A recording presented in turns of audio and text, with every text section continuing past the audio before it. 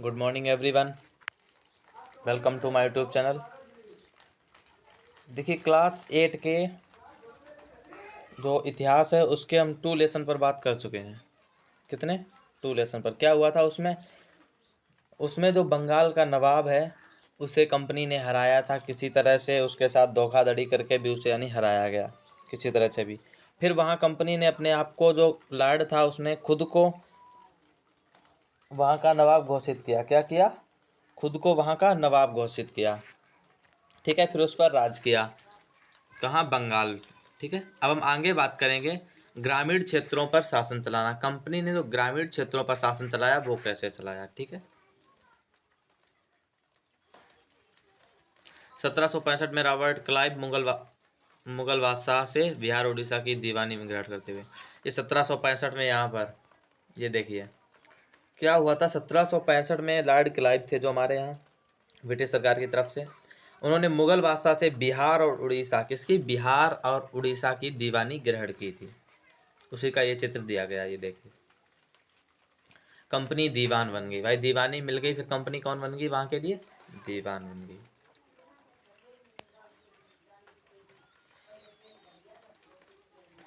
12 अगस्त 1765 को, कब? 12 अगस्त 1765 को मुगल बादशाह ने ईस्ट इंडिया कंपनी को बंगाल का दीवान तैनात किया। क्या हुआ था? जो मुगल बादशाह थे उस समय, उन्होंने 12 अगस्त को, कितने को? 12 अगस्त 1765 को बंगाल का दीवान कंपनी को तैनात किया। किसे? कंपनी को बंगाल का दीवान घोषित किया। इस बात की पूरी संभावना है कि यह घटना मुट्ठी भर अंग्रेजों और हिंदुस्तानियों की मौजूदगी में रॉबर्ट क्लाइव के तंबू में घटी होगी। देखिए यह घटना, यह पूरी संभावना है। क्या? यह घटना मुट्ठी भर अंग्रेजों, भाई अंग्रेज थोड़े ही थे उस समय, तो हमारे सामने मुट्ठी भर ही थे ना, मुट्ठी भर अंग्रेजों और हिंदुस्तानियों की मौजूदगी, और हिंदुस्तानी वहाँ होंगे, उनकी मौजूदगी में रॉबर्ट क्लाइव के तंबू में घटी होगी। ये घटना कहाँ हुई होगी? रॉबर्ट क्लाइव के तंबू में। लेकिन ऊपर दिए गए चित्र में इस घटना को एक भव्य समारोह में दिखाया गया है। देखिए ये जो घटना हुई है, देखिए कहाँ दिखाई गई है। ऊपर चित्र में भव्य समारोह में दिखाई गई, एक समारोह है, पीछे है ना छतरी वगैरह है, यहाँ सबके सब बैठे हुए हैं। लेकिन ये घटी कहाँ होगी? जरूर एक तंबू में घटी होगी। यह चित्र उस चित्रकार ने बनाया है जिसे रॉबर्ट क्लाइव ने अपने जीवन की यादगार घटनाओं को चित्रित करने का जिम्मा सौंपा था। देखिए यह चित्र बनाया किसने है? जरूर यह चित्र उस व्यक्ति ने बनाया होगा जिसे रॉबर्ट क्लाइव ने अपने जीवन की जो यादगार घटनाएं हैं उन्हें चित्रित करने का जिम्मा सौंपा था, कि आप मेरे जो भी यादगार घटनाएं हैं उन्हें चित्रित कीजिए। जरूर उसी ने बनाई होगी, इसीलिए उसने इसमें तंबू नहीं दिखाया। बंगाल की दीवानी हाथ बंगाल की दीवानी हाथ आ जाने अंग्रेजों के लिए निश्चय एक बड़ी घटना थी। क्या थी? अंग्रेजों के लिए निश्चय एक बड़ी घटना थी। दीवान के तौर पर कंपनी अपने नियंत्रण वाले भूभाग के आर्थिक मामलों की मुख्य शासक बन गई थी। देखिए जो दीवान बन गई थी जब कंपनी, तो क्या हुआ, जो कंपनी के नियंत्रण में जितने भी भूभाग था उसमें जो भी आर्थिक मामले थे उनकी मुख्य शासक कौन बन गई? कंपनी बन गई। अब उसे अपनी जमीन का शासन चलाने और आमदनी को व्यवस्थित करने का रास्ता ढूंढना था। देखिए वो दीवान तो बन गए, अब उन्हें क्या करना था? सिर्फ अपना शासन चलाने और आमदनी व्यवस्थित करने का रास्ता ढूंढना था। इसके लिए उसे एक ऐसा रास्ता ढूंढना था जिससे कंपनी के बढ़ते खर्चों को, जिसे उसे क्या करना था, जो उसे आमदनी अपनी व्यवस्थित करनी थी ना, शासन चलाना था, तो उसे एक ऐसा रास्ता चाहिए था जिससे कंपनी के बढ़ते खर्चों, जो कंपनी के खर्च बढ़ रहे थे, उसको पूरा करने के लिए काफ़ी आमदनी जुटाई जा सके। जिससे कि उसे पूरा करें, इसके लिए काफ़ी आमदनी जुटाई जा सके, एकत्रित की जा सके। व्यापारिक कंपनी के नाते उसे यह ख्याल भी रखना था कि वह अपनी ज़रूरत की चीज़ें खरीदती बेचती रहे। अच्छा कंपनी कैसी थी? वो व्यापारिक कंपनी थी, तो उसे ये भी ज़रूरी था, ख्याल था कि वह अपनी ज़रूरत की जो चीज़ें हैं उन्हें खरीदती रहे और बेचती रहे। अच्छा व्यापारिक चीज़ है भाई, वो व्यापार करने आए, व्यापार में क्या होगा? खरीदोगे बेचोगे, यही व्यापार है। तो उसे इन सब बातों को भी ख्याल ख्याल रखना था, इन सब बातों को भी रखना था, याद रखना था। समय के साथ कंपनी को भी यह समझ में आने लगा कि उसे सावधानी के साथ आगे बढ़ना होगा। तो जैसे जैसे समय बीतता गया, कंपनी अपने आप को, कंपनी में लगने लगा, कंपनी के जो अफसर थे उन्हें लगने लगा कि अब सावधानी के साथ आगे बढ़ना होगा। बाहरी ताकत होने की वजह से उसे उन लोगों को भी शांत रखना था जो गांव देहात में पहले शासन चला चुके थे। देखिए वो बाहरी ताकत थी कंपनी, ठीक है। उसे क्या करता था, उन लोगों को भी उन्हें शांत रखना था जो पहले गांव देहात में, मतलब गांव में जो लोग पहले शासन चला चुके थे, उन्हें भी उसे शांत रखना था। जिनके पास अभी भी काफ़ी ताकत और सम्मान था, ऐसे जो लोग स्थानीय सत्ता में रह चुके थे, उन्हें नियंत्रित करना तो ज़रूरी था, लेकिन उन्हें ख़त्म नहीं किया जा सकता था। देखिए क्या है, जो लोग ताकत हो, जिसमें मतलब कि ऐसे कहें हम, जो ताकतवर हो या फिर जिसे वहाँ के लोग सपोर्ट करते हो ज़्यादा, उस व्यक्ति को नियंत्रित करना था। अच्छा, उसे ख़त्म तो नहीं कर सकते, अगर आपने ख़त्म कर दिया तो वो लोग आपके विरुद्ध भड़क जाएंगे, इसलिए आप ख़त्म नहीं कर सकते हैं उन्हें, सिर्फ उन्हें नियंत्रित रखना है। कैसे रखना है वो आगे देखिए। ये काम कैसे होता है, सिद्धांत ग्रामीणों ने उपनिवेश कैसे बनाया, उपनिवेश बनाए थे उन्होंने, वो कैसे बनाए इसमें में ही देखेंगे।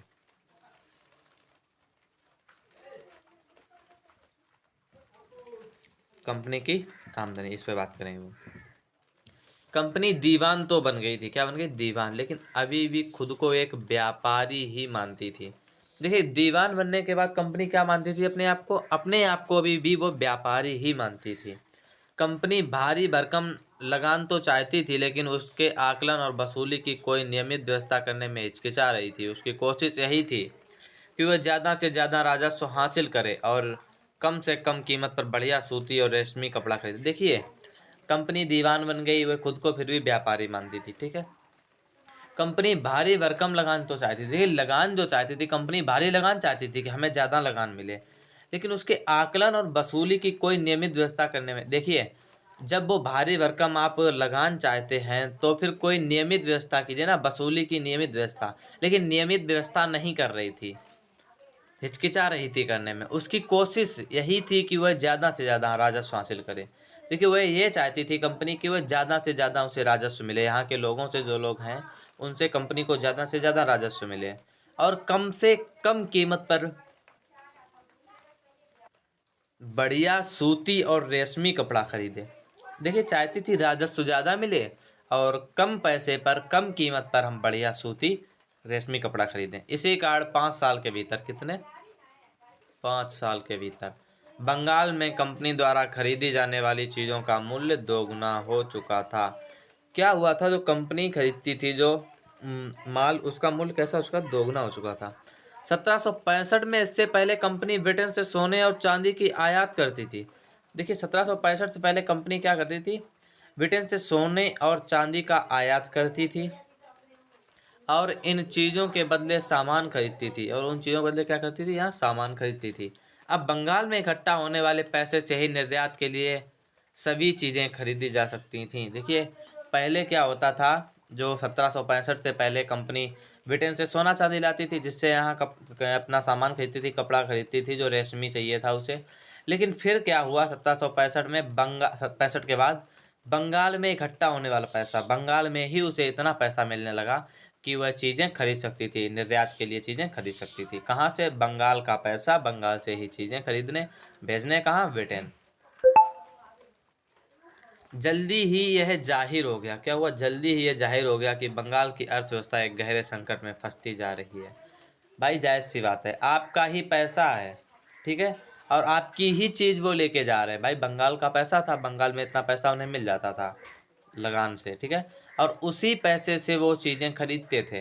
भाई, आपका पैसा, आपसे ही खरीद रहे, आप पर ही खर्च कर रहे, लेकिन माल कहाँ ले जा रहे थे, माल वो ब्रिटेन भेज देते थे। जब ब्रिटेन भेजोगे आप, पैसा बाहर से नहीं आएगा तो क्या होगा, अर्थव्यवस्था गहरे संकट में जा फंसी थी, ठीक है, यानी कि अर्थव्यवस्था खराब होने लगी थी।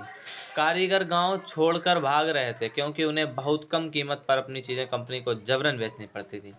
देखिए, जो कारीगर थे वो गांव छोड़कर भाग रहे थे, वो वहां रहना नहीं चाह रहे थे। क्यों, क्योंकि कम कीमत पर उन्हें अपनी चीज़ें कंपनी को जबरन बेचनी पड़ती थी।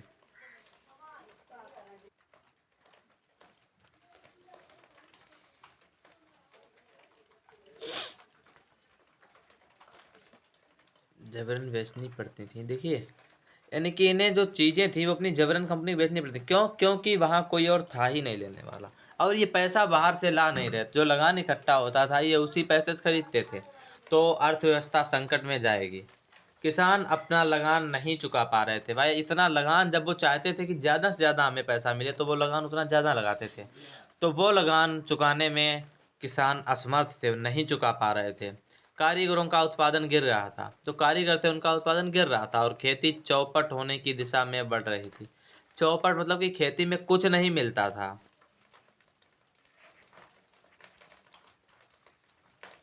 ग्रामीणों क्षेत्र पर अच्छा 1770 कब 1770 में पड़े अकाल ने बंगाल में 1 करोड़ लोगों की मौत की नींद सुला दिया। देखिए 1770 में बंगाल में फिर क्या हुआ, अकाल पड़ा। उस अकाल में क्या हुआ, लगभग 1 करोड़, कितने, लगभग 1 करोड़ लोगों को मौत हो गई लोगों की, ठीक है। इस अकाल में लगभग 1/3 आबादी समाप्त हो गई, यानी कि लगभग 1/3 आबादी इस अकाल में खत्म हो गई। फिर क्या हुआ, खेती में सुधार की जरूरत। भाई अब खेती में सुधार की जरूरत है।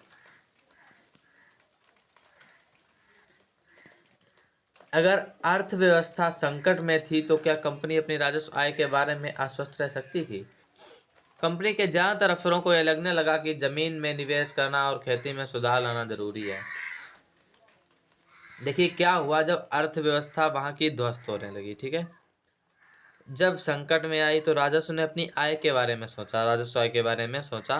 कंपनी ने कहा हम क्या करें, तो उन्हें लगा, जो उसके अफसर थे उन्हें लगा कि अब जमीन में निवेश करना यानी कि खेती में सुधार लाना बहुत जरूरी है। यदि हम खेती में सुधार नहीं लाएंगे तो यहाँ कुछ नहीं पैदा होगा। यह काम किस तरह किया जा सकता था, इस सवाल पर 2 दशकों तक बहस चली। कितने, 2 दशकों तक बहस चली।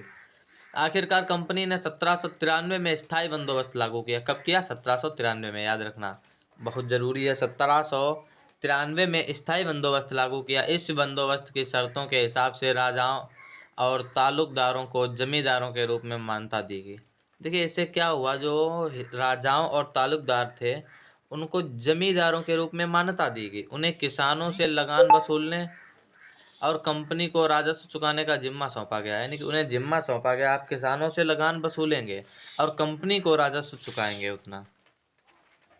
उनकी ओर से चुकाई जाने वाली राशि स्थायी रूप से तय कर दी गई थी। क्या हुआ था, उनके द्वारा जो भी राशि चुकाई जाती थी उसे स्थायी रूप से तय कर दिया गया था। और उनकी ओर से चुकाई जाने वाली राशियाँ, देखिए क्या हुआ, जिन्हें सौंपा गया, जिम्मा सौंपा गया कि आप किसानों से लगान वसूलेंगे, कंपनी का राजस्व चुकाएंगे, और उनकी ओर से चुकाई जाने वाली राशि जो है वो स्थायी रूप से तय कर दी गई कि आप इतनी राशि जो भी उन्होंने तय की हो वो आप कंपनी को चुकाएंगे, ठीक है। और ये राशि कहाँ से लाएंगे, किसानों से लगान वसूलेंगे। इसका मतलब यह था कि भविष्य में कभी भी इसमें इजाफा नहीं किया जाना था। यानी कि मतलब ये था, भविष्य में कभी भी इसमें इजाफा नहीं किया जाएगा, यानी बढ़ाया नहीं जाएगा, ये इतना ही रहेगा, इससे ज़्यादा नहीं होगा। अंग्रेजों को लगता था कि इससे उन्हें नियमित रूप से राजस्व मिलता रहेगा। देखिए जो ब्रिटिश अधिकारी थे उन्हें ये लगता था कि इससे उन्हें नियमित रूप से राजस्व मिलता रहेगा और जमींदारों को जमीन में सुधार के लिए खर्च करने को प्रोत्साहन मिलेगा। तो जमींदार हैं उन्हें जमीन में खर्च करने के लिए प्रोत्साहन मिलेगा, वो सुधार करेंगे। उन्हें लगता था कि क्योंकि राज्य की ओर से राजस्व की मांग बढ़ने वाली नहीं थी, इसलिए जमींदार बढ़ते उत्पादन से फायदे में रहेंगे। देखिए वो ये सोच रहे थे कि राजस्व की मांग है वो कंपनी से बढ़ेगी नहीं, ठीक है, इसलिए जमींदार जो हैं वो बढ़ते उत्पादन, जितना उत्पादन ज़्यादा होगा उसमें उससे फायदे में रहेंगे। अच्छा फायदे में रहेंगे, इसके बाद समस्या आई अब, ठीक है। अब क्या समस्या थी, मगर स्थायी बंदोबस्त ने भी समस्या पैदा कर दी। क्या कर दी, समस्या पैदा कर दी, समस्या तो होगी ही। कंपनी के अफसरों ने पाया कि अभी भी जमींदार जमीन में सुधार के लिए खर्चा नहीं कर रहे थे। अफसरों को लगा कि जमींदार हैं वो अभी भी खर्चा नहीं कर रहे हैं जमीन के सुधार के लिए। असल में कंपनी ने जो राजस्व तय किया था वो इतना ज़्यादा था कि उसको चुकाने में जमींदारों को भारी परेशानी हो रही थी। देखिए जो कंपनी ने जमींदारों को राजस्व चुकाने की जिम्मेदारी दी थी, जो उन्होंने पैसा निर्धारित किया था वो इतना ज़्यादा था कि वो चुकाने में असमर्थ थे, उन्हें परेशानी हो रही थी। जो जमींदार राजस्व चुकाने में विफल हो जाता था उसकी जिम्मेदारी छीन ली जाती थी। देखिए जो जिम्मेदार था वहाँ, जो उन्होंने जिम्मेदार जिसे नियुक्त किया था, यदि वो राजस्व ना चुकाया तो उसकी जिम्मेदारी छीन ली जाती थी। बहुत सारी जिम्मेदारियों को कंपनी बकायदा नीलाम कर चुकी थी। क्या कर चुकी थी, नीलाम कर चुकी थी, क्योंकि वो बकाया था उसका, वो चुकाने में असमर्थ थे। 19वीं सदी के पहले दशक तक हालात बदल चुके थे। 19वीं सदी का जो पहला दशक आया उस तक हालात बदल चुके थे। बाजार में कीमतें बढ़ी और धीरे धीरे खेती का विस्तार होने लगा। इससे जमींदारों की आमदनी में तो सुधार आया, लेकिन कंपनी को कोई फायदा नहीं हुआ। देखिए क्या हुआ, बाजार में कीमतें बढ़ी और धीरे धीरे खेती का विस्तार होने लगा। इससे जमींदारों की आमदनी में तो सुधार आया, जमींदारों को तो थोड़ा ज़्यादा मिलने लगा, लेकिन कंपनी को कोई फायदा नहीं हुआ, क्योंकि कंपनी तो हमेशा के लिए राजस्व तय कर चुकी थी। ऐसा उसे फायदा क्यों नहीं हुआ इसमें? क्योंकि उसने तो हमेशा के लिए राजस्व तय किया था, ठीक है। उन्होंने तय किया था आप हमें 100 रुपये देंगे। अब आपको 110 रुपये मिले, 120 मिले, 150 मिले, 200 मिले, वो कुछ भी हो, आपको 100 रुपये देने हैं सिर्फ। अब वह राजस्व में वृद्धि नहीं कर सकती थी। वो कह चुके हैं कि भविष्य में इसमें वृद्धि नहीं होगी, अब वो वृद्धि नहीं कर सकती थी। लेकिन जमींदारों को अभी भी जमीन की बेहतरी में कोई दिलचस्पी नहीं थी। ये भाई देखिए, यानी कि कंपनी को कोई फायदा नहीं हो रहा था उस समय। जो जमींदार थे उनकी आमदनी में तो सुधार हुआ था, लेकिन फिर भी जमींदार जमीन की बेहतरी नहीं कर रहे थे, जमीन को बेहतर नहीं बना रहे थे। उनमें से कुछ तो बंदोबस्त के शुरुआती सालों में ही अपनी ज़मीन गंवा चुके थे, कुछ थे वो अपनी ज़मीन शुरुआती सालों में ही गंवा चुके थे। तो जो बच्चे रह गए थे, अब उन्हें भी बिना परेशानी और निवेश का खतरा उठाए आमदनी की उम्मीद दिखाई दे रही थी। देखिए अब जो बचे थे उन्हें पता था बिना निवेश के, बिना उसके खतरा उठाए आमदनी की उम्मीद, आमदनी आती रहेगी। जब तक जमींदार किसानों को ज़मीन देकर उनसे लगान वसूल सकते थे, उन्हें ज़मीन में सुधार की परवाह नहीं थी। जब तक भी जमींदार हैं किसानों को ज़मीन देते थे, ज़मीन देकर उनसे लगान वसूल सकते थे, तब तक उन्हें ज़मीन में सुधार करने की परवाह नहीं थी। वो सोचते कि क्या ज़मीन में सुधार करें। दूसरी तरफ गाँव में किसानों को यह व्यवस्था बहुत दमनकारी दिखाई दी। देखिए क्या हुआ, जब इतना हुआ, उन्हें इतना पैसा मिलने लगा, कंपनी को कोई यानी फ़ायदा नहीं हुआ, लेकिन ज़मींदारों को फ़ायदा होने लगा। लेकिन उन्होंने फिर भी ज़मीन सही नहीं कराई। जब ये सब देखकर वहाँ के जो गाँव के किसान हैं, उन्हें यह दमनकारी दिखाई दी। कैसी दी? कि यह रीति है, आई मीन नीति है जो वो दमनकारी है। किसानों को जो लगान चुकाना था वह बहुत ज़्यादा था, जो किसानों को जो चुकाना पड़ता था वह बहुत ज़्यादा था। क्यों? क्योंकि इन्होंने आय बढ़ाई थी, ठीक है, लेकिन कंपनी की उतनी ही रही, वो जमींदारों के पास पहुँचने लगी। तो किसानों को जो आय चुकानी थी वो बहुत ज़्यादा थी। और ज़मीन पर उसका अधिकार सुरक्षित नहीं था। देखिए, और ज़मीन पर क्या था, उसका अधिकार सुरक्षित नहीं था। लगान चुकाने के लिए अक्सर महाजन से कर्जा लेना पड़ता था। क्या होता था, महाजन थे, उनसे अक्सर कर्जा लेना पड़ता था। क्यों? लगान चुकाने के लिए। यदि आप लगान नहीं चुकाएंगे ज़मीन छीन ली जाएगी, तो लगान तो चुकाना ही पड़ेगा। अगर वह लगान नहीं चुका पाता तो उसे पुश्तैनी ज़मीन से बेदखल कर दिया था, है ना, उनकी ज़मीन छीन ली जाती थी यदि वो लगान नहीं चुका सकते थे तो। एक नई व्यवस्था, ये सब होने के बाद एक और नई व्यवस्था लाए। फिर ब्रिटिश अधिकारी जो थे उन्होंने एक और नई व्यवस्था लाए। 19वीं सदी के शुरुआत में ही कंपनी के बहुत सारे अधिकारियों को इस बात का यकीन हो चुका था कि राजस्व बंदोबस्त में दोबारा बदलाव लाना जरूरी है। जब उन्हें लगा कंपनी को फ़ायदा नहीं हो रही है, किसान लगान नहीं चुका पा रहे हैं, तो उन्हें लगा कि अब राजस्व बंदोबस्त में दोबारा सुधार किया जाए, दोबारा बदलाव किया जाए। जब कंपनी को शासन और व्यापार के अपने खर्चे चलाने के लिए पैसे की ज़रूरत हो, तो वह स्थायी रूप से राजस्व तय करके काम कैसे चला सकती। देखिए, जब कंपनी को शासन और व्यापार अपने खर्चे पर चलाने के लिए पैसे की जरूरत, देखिए कंपनी थी वो शासन भी कर रही थी और व्यापार भी कर रही थी, खर्चा चलाने के लिए पैसे की ज़रूरत थी, जो स्थायी रूप से राजस्व तय काम कैसे चला सकती, जो स्थायी रूप से यदि वो तय कर देते राजस्व, इससे काम चल सकता था ना। यानी कि अगर वो स्थायी रूप से तय कर देंगे तो उन्हें पैसा कम मिलेगा, इसलिए उन्होंने बढ़ाना जरूरी समझा। बंगाल प्रेसिडेंसी किसके? बंगाल प्रेसिडेंसी के उत्तर पश्चिमी प्रांतों, कौन से प्रांतों? उत्तर पश्चिमी प्रांतों। इस इलाके का ज़्यादातर हिस्सा अब उत्तर प्रदेश में है। जो उत्तर पश्चिमी प्रांत थे उनका इलाका कहाँ है? अब उत्तर प्रदेश में है। अच्छा, बंगाल प्रेसिडेंसी के उत्तर पश्चिमी प्रांतों के लिए होल्ट मैकेंजी नामक अंग्रेज ने एक नई व्यवस्था तैयार की। देखिए, जो बंगाल प्रेसिडेंसी थी उसके लिए एक ब्रिटिश अधिकारी थे, कौन थे? Holt Mackenzie. इन्होंने एक नई व्यवस्था तैयार की जिसे 1822 में लागू किया गया। कब लागू किया गया? 1822 में। मैकेंजी को विश्वास था कि उत्तर भारतीय समाज में गांव एक महत्वपूर्ण सामाजिक संस्था है और उसको बचाए रखना चाहिए। उसके आदर्श पर कलेक्टरों ने गांव-गांव का दौरा किया। आदेश पर देखिए क्या हुआ, जो मैकेंजी था उसे पता था कि उत्तर भारतीय समाज है, उसमें गांव एक महत्वपूर्ण सामाजिक संस्था है। कैसी है? महत्वपूर्ण और सामाजिक संस्था।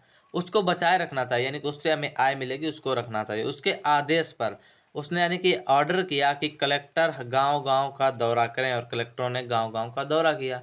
जमीन की जांच की। गांव-गांव दौरा करके करेंगे क्या? जमीन की जांच करेंगे, कैसी जमीन है। खेतों को मापा, यानी कि खेतों को मापेंगे कि कितना खेत है, पूरी एरिया कितनी है। और विभिन्न समूहों में रीति रिवाज को दर्ज किया। और विभिन्न समूह हैं जो, मतलब कि हमारे यहाँ समूह में लोग हैं, यानी कि कौन सा समूह किस रीति रिवाज से बिलोंग करता है, यानी कि उसको दर्ज किया। गांव के एक एक खेत के अनुमानित राजस्व को जोड़कर हर गांव या ग्राम समूह यानी महल से वसूल होने वाले राजस्व का हिसाब लगाया जाता था। फिर क्या हुआ, उन्होंने सब दर्ज कर लिया। फिर अनुमानित राजस्व को छोड़कर जोड़कर, जो अनुमानित राजस्व था उसे जोड़कर हर गांव या ग्राम समूह, ग्राम देखिए हर गांव से या ग्राम पंचायत जो होती है अपनी, वो ग्राम ले लो, उससे अनुमान लगा कर के इससे इतना लिया जाना चाहिए, और वो लगान वसूला जाने लगा। इस राजस्व को स्थायी रूप से तय नहीं किया गया, बल्कि उसमें समय समय पर संशोधन की गुंजाइश रखी गई। देखिए ये एक गलती कर चुके थे। पहले वाले में इन्होंने उसे हमेशा के लिए स्थायी रूप दे दिया था, लेकिन इसमें इन्होंने ऐसा नहीं किया। इन्होंने स्थायी रूप नहीं दिया, बल्कि समय समय पर संशोधन की गुंजाइश दी कि समय समय पर हम संशोधन कर सकते हैं। राजस्व इकट्ठा करने। किस पर? राजस्व इकट्ठा करने और उसे कंपनी को अदा करने का जिम्मा जमींदार की बजाय गांव के मुखिया को सौंप दिया। पहले क्या था, उन्होंने राजस्व जो इकट्ठा करते थे कौन करता था? जिम्मेदार। लेकिन इन्होंने क्या किया, वो जिम्मा मुखिया को सौंपा, गांव का जो मुखिया होता है उसे सौंप दिया, यानी कि वो गांव से इकट्ठा करे और कंपनी को अदा करे, मुखिया को सौंप दिया। इस व्यवस्था को महलवारी बंदोबस्त का नाम दिया गया। का क्या नाम दिया गया? महलवारी बंदोबस्त। महलवारी बंदोबस्त कब आई? 1822 ईस्वी में। बहुत इंपॉर्टेंट है ये। अब हम आगे बढ़ते हैं मुनरो व्यवस्था। कौन? मुनरो व्यवस्था, इनके बारे में बात करेंगे। ब्रिटिश नियंत्रण वाले दक्षिण भारतीय इलाकों में भी स्थायी बंदोबस्त की जगह नई व्यवस्था अपनाने के प्रयास किए जाने लगे। देखिए ये जो था, ये किधर थे? ये थे उत्तर पश्चिमी प्रांत, ठीक है। कौन से? उत्तर पश्चिमी प्रांत। और नीचे ये कौन से थे? ये थे दक्षिण भारतीय। कैसे? दक्षिण भारतीय इलाके। वहाँ जो नई व्यवस्था विकसित हुई उसे रैयतवाड़ी का नाम दिया गया। देखिए रैयतवाड़ी और महलवाड़ी पूछा जाता है, ठीक है, सबसे ज़्यादा। रैयतवाड़ी में कौन थे? इसे मुनरो व्यवस्था थे, मुनरो जी। और इधर कौन थे इसमें, यानी कि ये कौन सी थी नई व्यवस्था लाएगी? महलवाड़ी। कौन सी थी? महलवाड़ी। इसमें कौन थे? Holt Mackenzie. अच्छा, नाम दिया गया कैप्टन अलेक्जेंडर रीड ने टीपू सुल्तान के साथ चले युद्धों के बाद कंपनी द्वारा कब्जे में लिए गए इलाकों में इस व्यवस्था को आजमा कर भी देख लिया था। देखिए क्या किया था इन्होंने, ये व्यवस्था थी, ठीक है, इसे आजमा कर देखा था कैप्टन अलेक्जेंडर रीड ने। किसके साथ?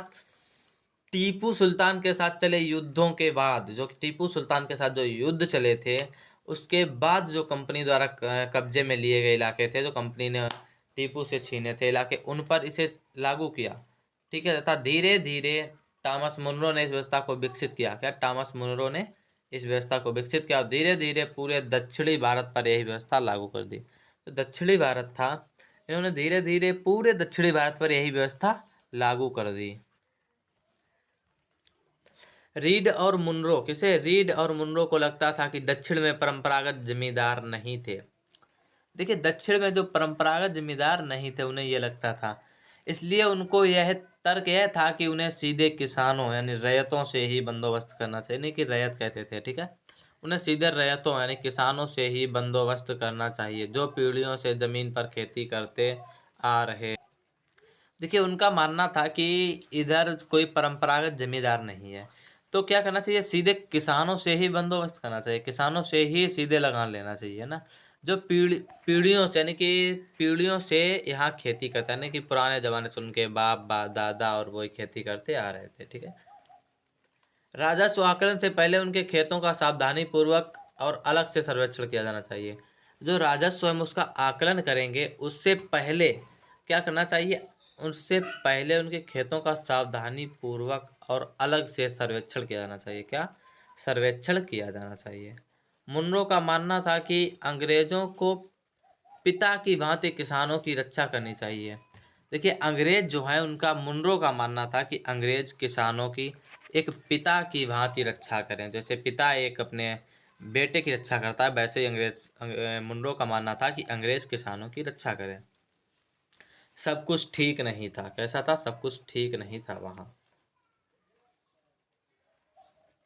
नई व्यवस्थाएं लागू होने के बाद महज कुछ साल के भीतर उनमें समस्याएं दिखाई देने लगीं। देखिए, नई व्यवस्था लागू हुई, ठीक है, लेकिन कुछ साल के बाद उसमें समस्याएं दिखाई देने लगी। जमीन से होने वाले आमदनी बढ़ाने के चक्कर में राजस्व अधिकारियों ने बहुत ज़्यादा राजस्व तय कर दिया। देखिए क्या किया, वो ये सोचते थे कि जमीन की जो आमदनी है वो बढ़े, इससे जो होने वाली आमदनी है वो बढ़े। उसके चक्कर में राजस्व अधिकारियों ने बहुत ज़्यादा राजस्व तय कर दिया। इन्होंने भी वही हाल किया भाई, ज़्यादा राजस्व तय कर दिया। अब किसान कहाँ से चुकाएगा?